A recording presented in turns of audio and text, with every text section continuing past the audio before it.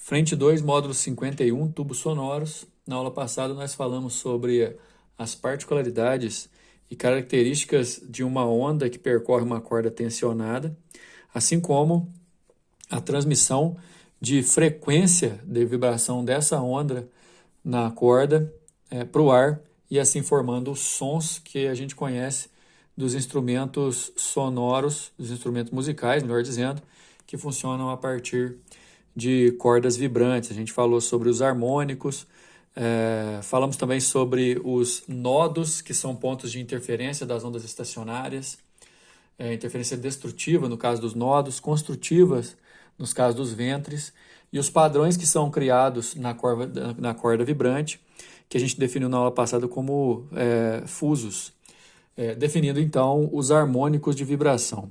Nessa aula a gente vai falar sobre os tubos sonoros, que também são instrumentos musicais, basicamente, que fazem uso das consequências das características das ondas estacionárias que se formam no seu interior.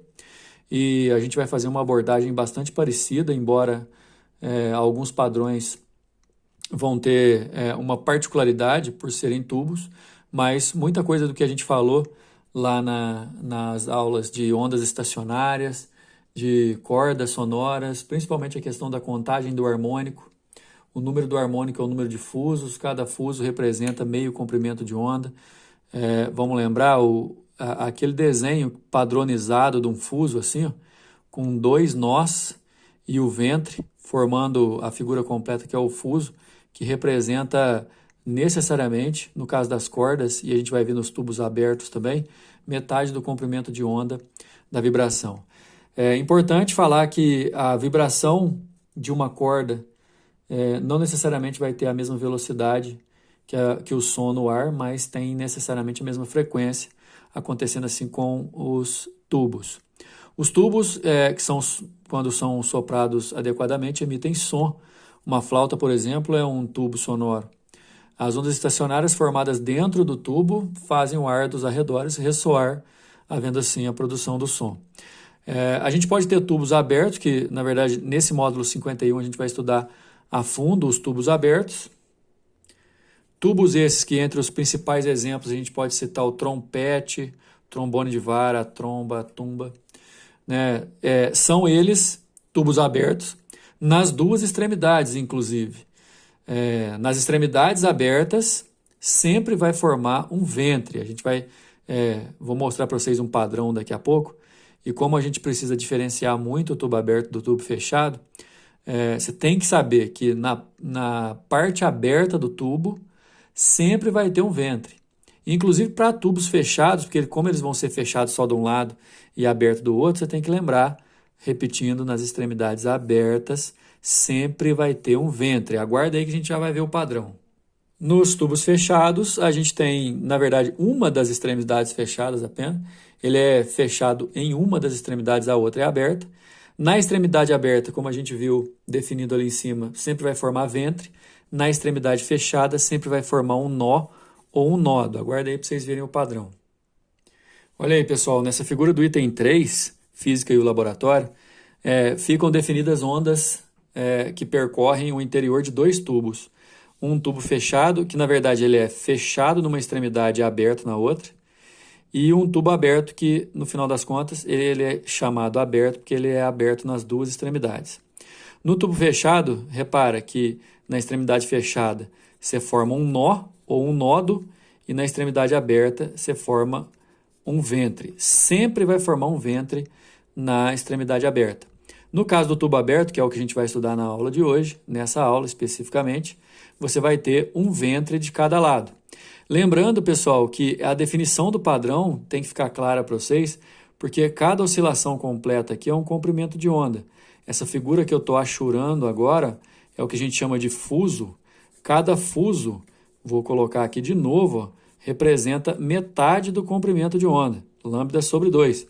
E aí, como a gente fazia lá nas cordas sonoras, que a gente associava o número do harmônico ao tamanho da corda, a gente vai fazer aqui o número do harmônico com o tamanho, a quantidade de fusos, mas também relacionando com o comprimento do tubo.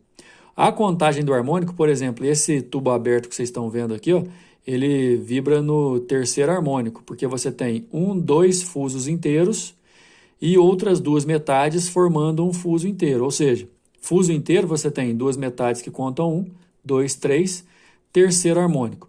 No tubo fechado, a contagem do harmônico é um pouco diferente, já vou adiantar para vocês, nós vamos ver isso só lá no módulo 52. Você vai contar por quartos de comprimento de onda, ou seja, metades do fuso, na verdade, número de ventres. Aqui você tem 1, 2, 3, 4, 5, 6, 7. Essa onda aqui do tubo fechado vibra no sétimo harmônico. E no caso, pessoal, a contagem desse harmônico é um pouco diferente. A aula que vem, na próxima aula, módulo 52, a gente vai falar mais sobre isso. E detalhe, também tubo fechado só vibra em harmônico ímpar.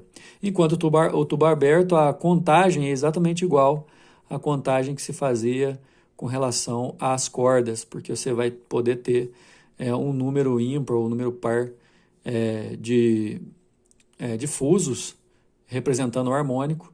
Isso vai depender muito da situação do exercício que a gente vai resolver. Mas lembra, ó, cada extremidadezinha aqui, ó, tem uma metade de um fuso, que juntos formam um fuso inteiro, e o fuso inteiro representa metade do comprimento de onda. Dito isso, e a relação do número do harmônico com o tamanho, o comprimento L do instrumento sonoro, vai ficar dessa maneira, onde L é o tamanho do tubo, comprimento do tubo, N é o número do harmônico, que representa o número de fusos também, multiplicado por comprimento de onda dividido por 2, porque cada fuso é a metade do comprimento de onda. Não vamos esquecer também que velocidade é igual a lambda F, porque aí, fazendo uso dessas duas relações, a gente consegue um bom aproveitamento na hora de resolver o exercício, para calcular frequência e tal, não precisar calcular essa fórmula aqui não. Por favor, dá uma olhada na página 187. A figura mostra aqui, ó, a gente vai ler o enunciado, mas isso é um tubo aberto de comprimento L. Você tem um fuso inteiro aqui no seu interior e outras duas metades, ou seja, o número de fusos é 2.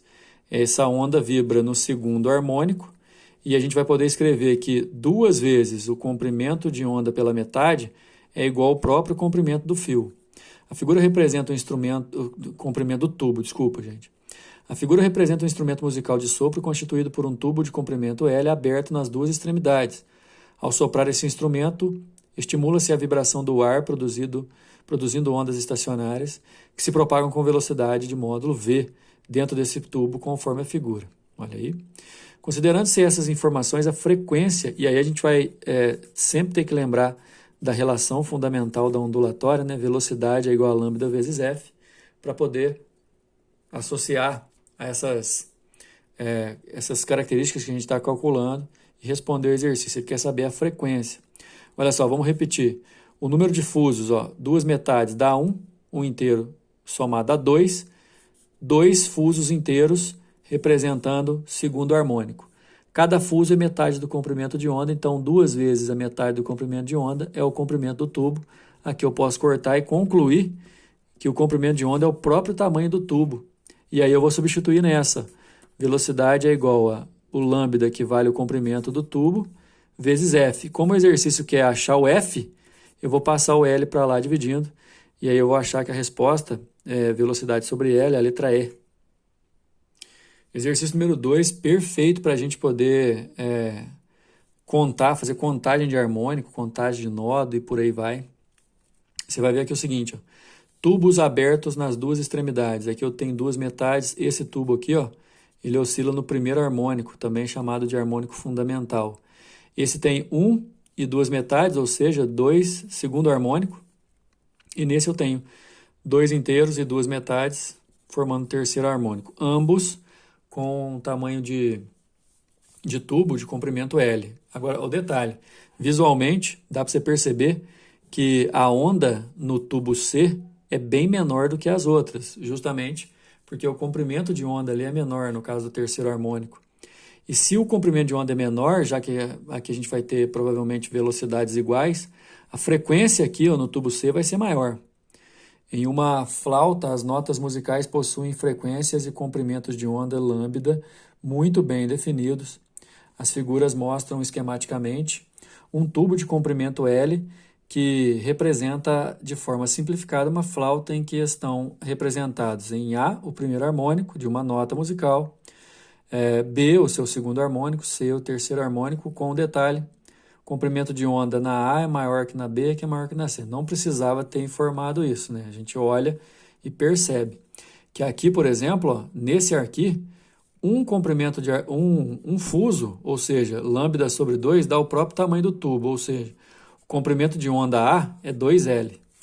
Se eu fizer a mesma coisa para o B, dá só uma olhada, ó, 2 vezes metade do comprimento de onda é igual a L.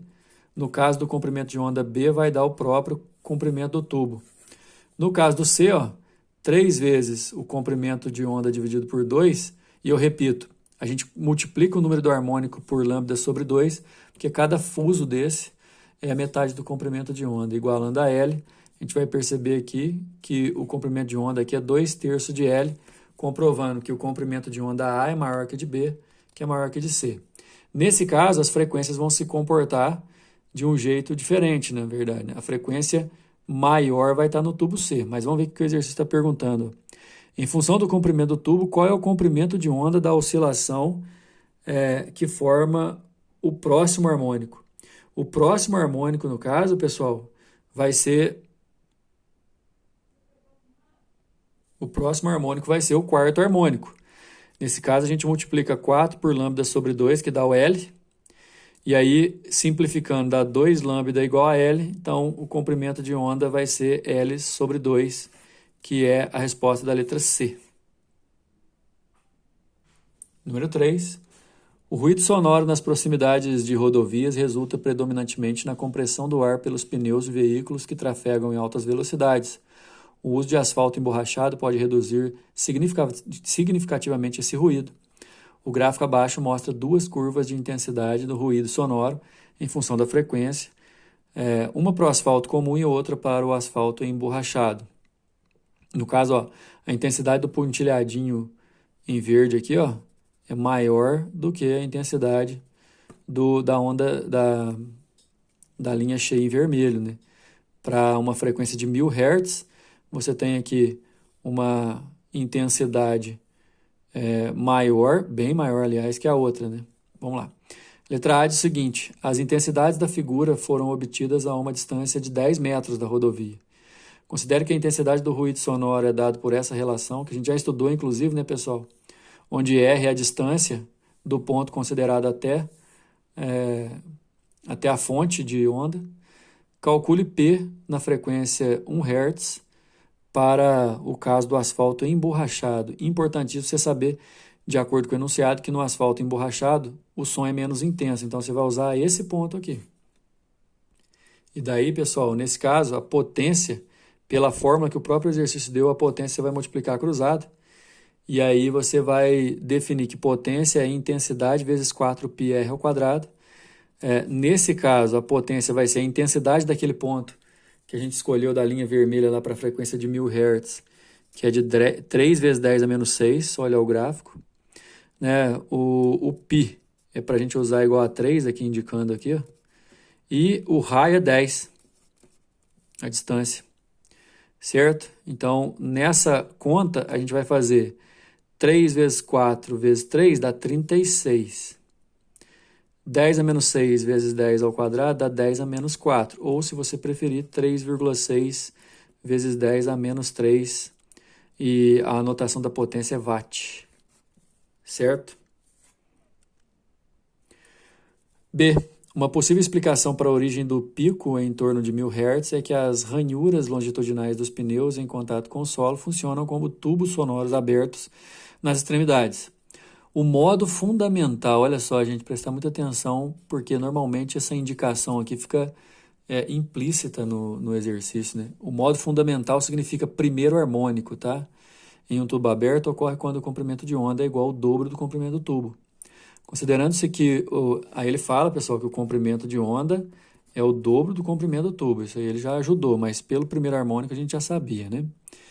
Considerando-se que a frequência fundamental da vibração seja 1000 Hz, qual deve ser o comprimento do tubo? Bom, daí para resolver essa questão a gente precisa considerar que a velocidade do som ali tem 340 metros por segundo. Bom, já que o comprimento de onda tem que ser 2L e a velocidade pode ser associada com lambda f, a gente vai substituir nesse lambda aqui, ó, o 2L, né? Então vai ficar a velocidade igual a 2L vezes f. Para isolar o L para resolver o exercício, eu passo o 2 e o f dividindo, olha só. Então, no nosso caso, a velocidade vai ser 340, duas vezes a frequência ali é de 2000, de 1000, melhor dizendo, vezes 2 dá 2000. Na hora que você dividir vai dar 0,17, que dá 17 centímetros, né, que é a nossa resposta. Número 4, Mariana estava na praia e observava um navio grande a grande distância. Notou que do navio um grande tubo cilíndrico vertical de 6 metros de comprimento expeliu certos vapores e depois de 4 segundos ouviu o som emitido por ele. Depois de 4 segundos, né, pessoal? Então, o som emitido demorou 4 segundos para chegar até a Mariana. Considere que o módulo da velocidade de propagação do som no ar seja dentro e fora do tubo seja de 340 metros por segundo. Letra A determina a distância entre o navio e Mariana. Essa primeira questão é tranquila de resolver, levando em consideração que a velocidade do som é constante, e então a distância do navio até a Mariana é exatamente a distância que o som percorre até ela. Para calcular, a gente pode multiplicar cruzado ali, fazendo velocidade versus tempo. E a velocidade de 340 e o tempo foi de 4 segundos. Se você fizer aquela multiplicação ali, vai dar 1.360 metros. É a distância dela até o navio. Letra B. Considere que o tubo que emite o apito do navio seja aberto nas duas extremidades e que a figura a seguir representa as ondas estacionárias que se estabelecem dentro dele quando o som do apito é emitido. Repara, pessoal, que aqui é terceiro harmônico. Determina em Hz a frequência do apito.